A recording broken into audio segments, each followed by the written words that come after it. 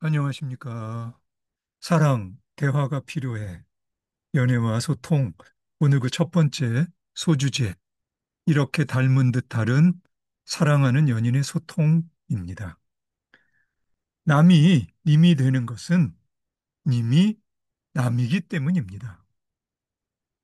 점 하나가 소통의 무게입니다. 혹시라도 연인들은 눈빛만으로도 충분히 소통 가능하다고 생각하시나요? 네, 그럴 때도 있겠죠. 하지만 그렇지 않을 때가 훨씬 더 많습니다. 혹시라도 연인들은 한 몸이라고 생각하시나요? 예, 그럴 때도 있겠죠. 하지만 그렇지 않을 때가 훨씬 더 많습니다. 1982년 한돌이 가사와 곡을 쓰고요. 신영원이 부른 유리벽이라는 노래가 있는데요.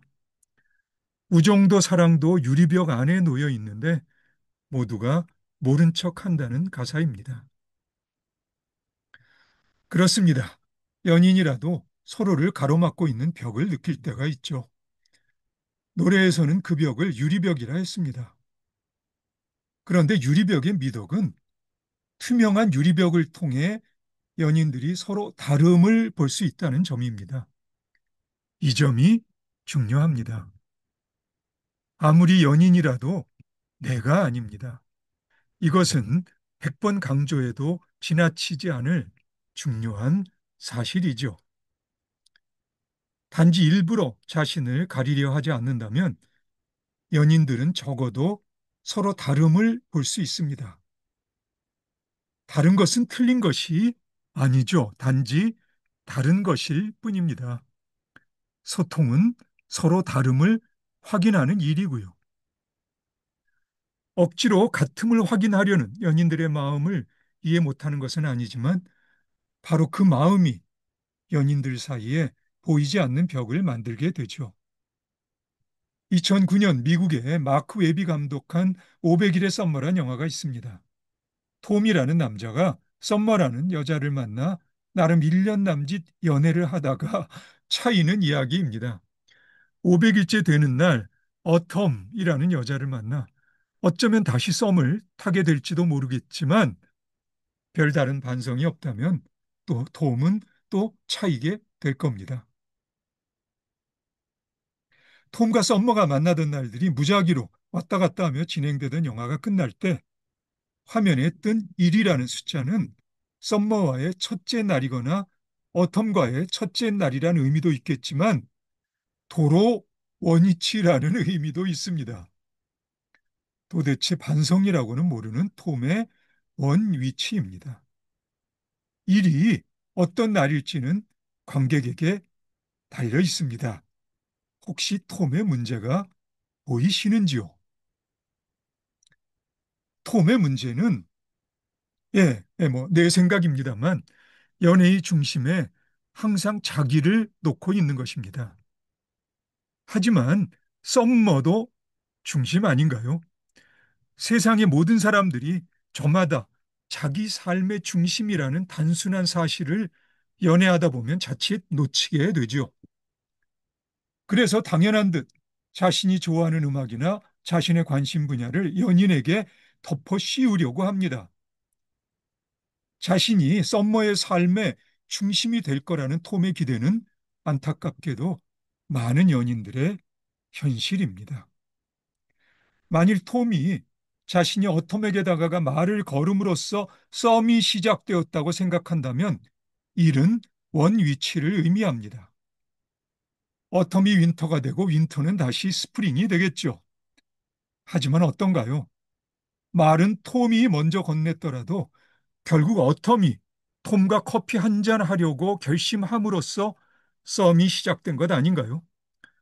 그렇게 중심을 옮겨 생각할 수 있다면 일은 새로운 관계의 첫째 날을 의미하게 될 겁니다. 연인들이 말을 섞어서 대화가 아니라 연인이 남이라는 걸 통렬히 느낄 때 비로소 대화가 시작됩니다. 남이 님이 되는 것은 님이 남이라는 것을 전제함으로 비롯합니다. 그래서 연애에는 소통이 절실히 필요한 거고요. 셰익스피어의 희극 한여름밤의 꿈은 사실 무서운 이야기입니다. 사랑의 묘약 한 방울이면 설령 당나귀하고도 사랑에 빠질 수 있죠. 연애라는 게 통째로 한여름밤의 꿈인 겁니다. 남이 님이 되는 점 하나가 사실은 사랑의 묘약 한 방울이라니 무언가 좀 허전하지 않습니까? 예, 연인들이 한 방울의 사랑과 묘약, 한 방울의 사랑의 묘약과 맞설 수 있는 의지처는 단연코 소통입니다. 님이 남을 전제한다는 통찰로 만들어진 영화가 2004년 미셸 공드리 감독의 이터널 선샤인입니다. 이 영화에 등장하는 기억을 지우는 장치라는 SF적 설정은 좀 썰렁하기는 했어도 이 통찰을 관객에게 전하기 위해서는 영화제에서 시나리오를 맡은 찰리 코프먼이 각본상을 받을 만한 썰렁함이었습니다. 감독이 시간을 왔다 갔다 하는 바람에 관객들이 좀 어리둥절하기는 했습니다만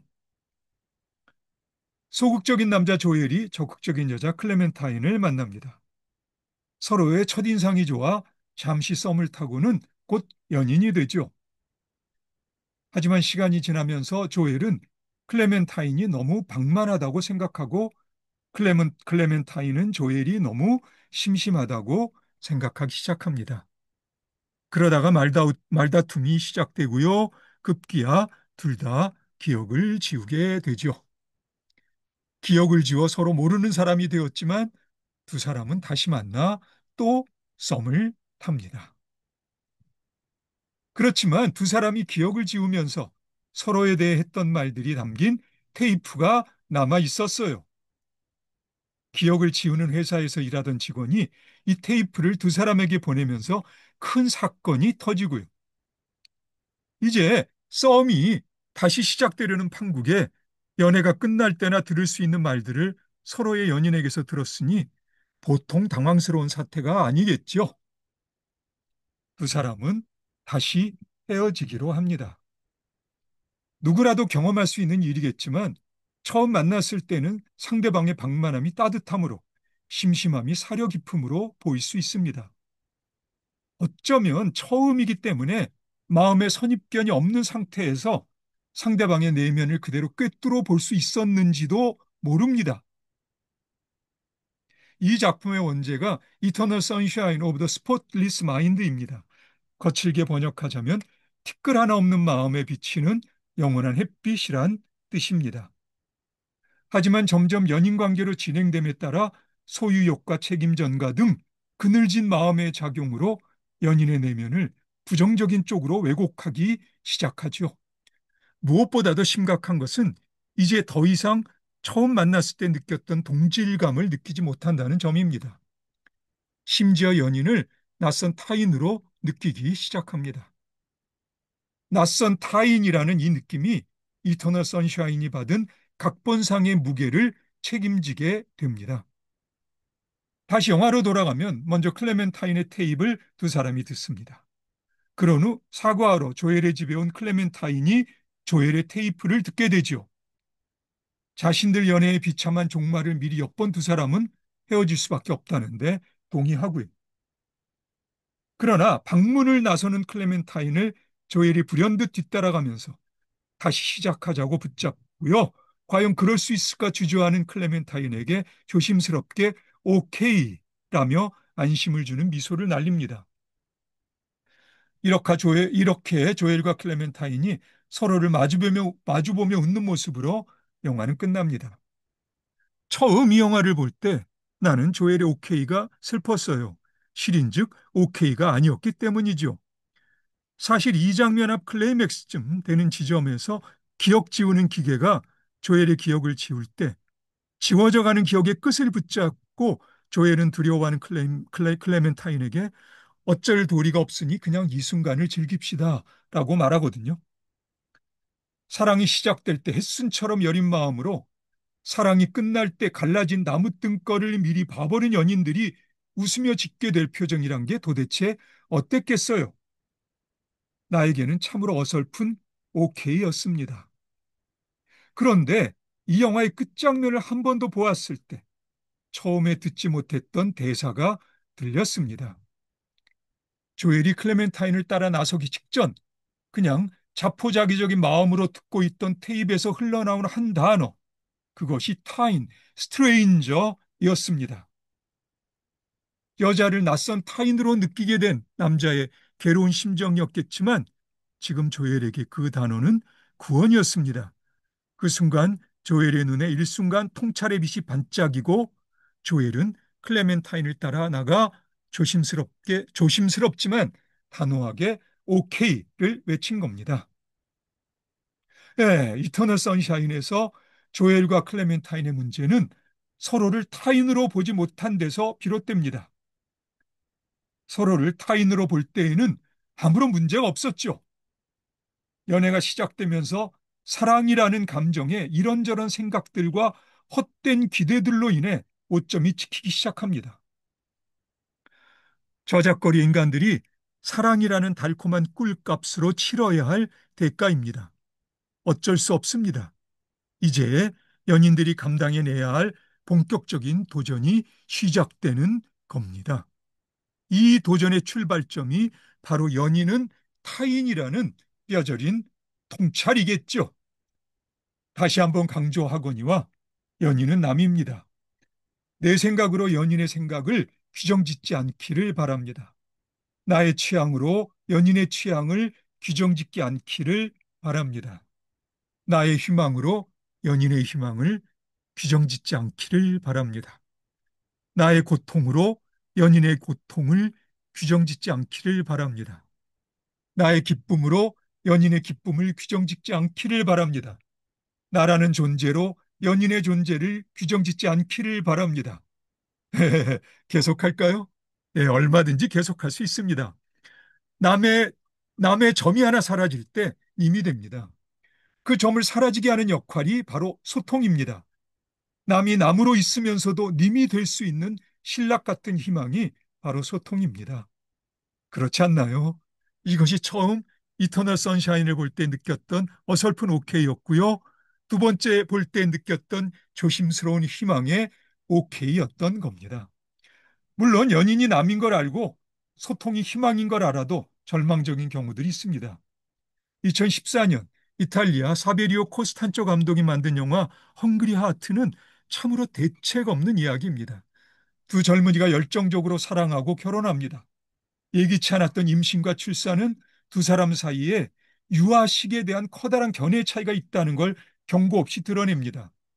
보통의 대화로는 그 차이를 극복할 수 없습니다. 사랑이라는 연애 감정 정도로는 턱도 없습니다. 영화의 결말은 끔찍한 파국입니다만 이런 결말일 수밖에 없었을까요? 적어도 연인들은 대화를 통해 상담 전문가의 도움이 필요한 상황임을 직시했어야 했겠죠. 서로가 남이라는 사실을 확실히 인식하고 자기로서는 도저히 이해할 수 없는 원칙을 연인이 들고 나올 때에도 연인의 입장에 서보려고 노력하면서 소통을 시도해보고 누군가는 상담 전문가의 도움을 받자고 절실한 마음을 전했어야 했을 겁니다. 이 영화는 갓난아이를 둘러싼 연인들의 대립각이어서 소통이 더욱 절실했을 수 있겠지만 영화에서 주드와 미나의 국적이 다른 것이 우연일 리는 없습니다. 세상의 온갖 문제들과 관련해서 그야말로 엄청난 대립각들의 소용돌이입니다. 남이 나와 같을 수 없습니다. 연애 감정으로서 사랑이 전통적으로 일심동체의 대표 주자로서 소중한 역할을 맡아온 것은 인정합니다만 나와 같을 수 없는 남이 님이 되는 사연은 언제나 감동 아닌가요? 이제 연애 감정으로서 사랑이 소통의 대표 주자로서 소중한 역할을 담당해야 할 때가 되었습니다. 저작거리에서 볼 수 있는 작은 연인들의 하찮은 듯 싶은 대화가 이 불구덩이 같은 세상의 모든 아침입니다. 연인들의 건투를 빕니다. 예, 그럼 오늘 여기까지 할까요? 예, 오늘도 수고 많으셨습니다. 그럼 우리 다음에 만나서 다시 이야기를 계속해 가도록 합시다. 예, 오늘 수고 많으셨고요. 그럼 다음에 다시 봅시다.